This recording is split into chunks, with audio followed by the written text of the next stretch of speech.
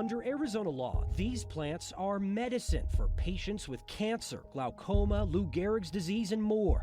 But there's nothing in Arizona law to ensure this medicine isn't contaminated and to prevent lab results like these. Results ranged from a low level to a very, very high level. It should be pulled off the shelf, absolutely. CBS 5 Investigates found mold on medical marijuana sold here in the Valley. In some states, these mold levels found by a lab would not be legal. But as Derek Stahl reports, when it comes to contaminants on medical cannabis, here in Arizona, anything goes.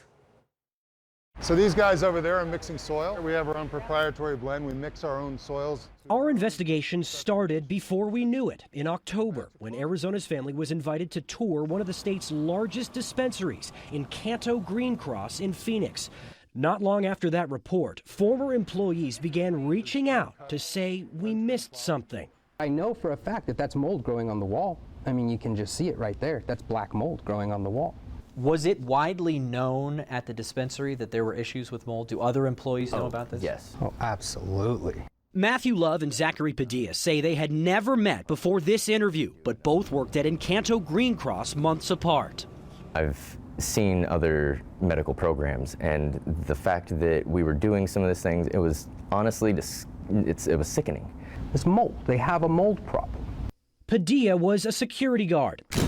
He started snapping pictures and filing reports with his supervisors in January. Mold outside grow rooms, streaks of condensation on the inside.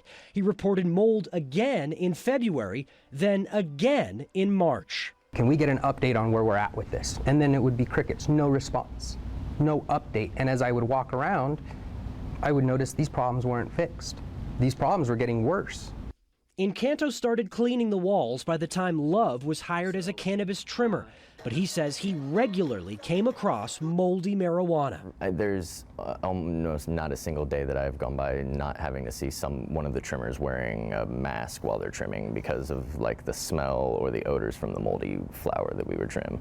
I was having personal adverse reactions to some of the flower, like I would develop like rashes and start itching out of nowhere some days. He says all the trimmers were under pressure to turn in a pound of trimmed cannabis in every 8-hour shift. So many people will be in a rush, and when you take the moldy flower out, that subtracts from your total and that affects your rate a bit. Some trimmers would just trim it and throw it into their actual trim bins to be weighed for regular.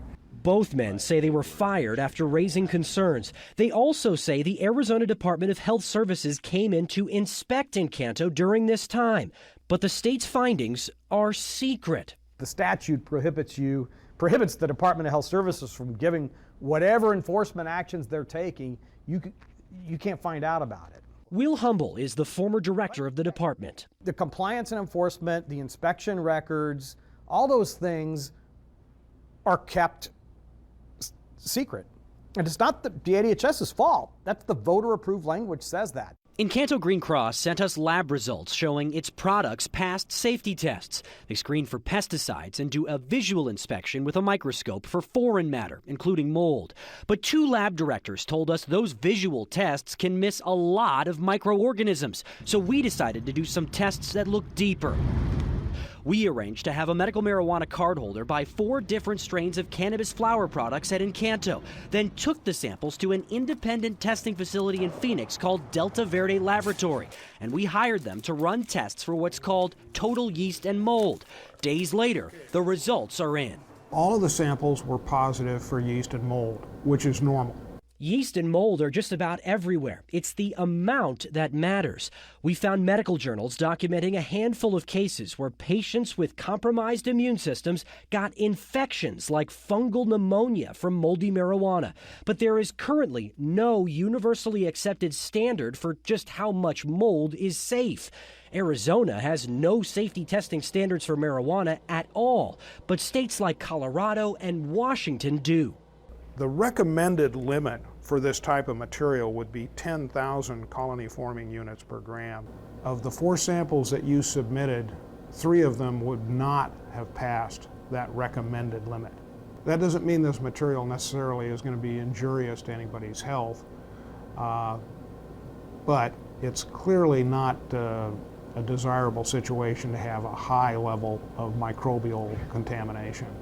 The samples ranged from 12,000 to 20,000 to the Valentino OG, which had mold levels that were off the charts. What we would call TNTC, too numerous to count. Should they be pulled off the shelf? I would think so, yes. These former employees say it's clear Encanto Green Cross has a mold problem. What's not clear is how many other dispensaries have one too. I think that our lawmakers need to really sit down and say, okay, we've taken the step of making this medication available for patients, but now we need to start controlling the quality of the medication that our patients in the state are receiving. Encanto is the only dispensary we got complaints about, but mold is an industry-wide concern. And we've been in contact with the dispensary through a PR firm for the last 2 weeks, asking for information and an interview. Yesterday, the head of the dispensary agreed to sit down with us so we could give them the results. Does Encanto have a mold problem? Not at all. So the pictures that you have received were from a terminated employee. Encanto managing member Bill Brothers acknowledged they did find mold earlier this year from a leak, but he says it was never inside a cultivation room and claims it never touched the plants.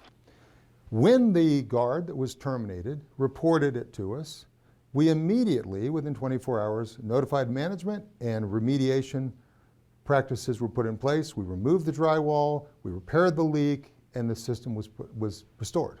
I showed him the security guard's emails complaining about mold from January through March.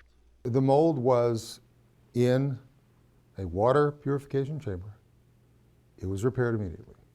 So when was the immediate over this 3 months? Within a few weeks. He says the former employees we spoke with were fired for serious misconduct, not for their complaints. And Encanto had previously sent a cease and desist letter to the guard claiming breach of contract and other claims.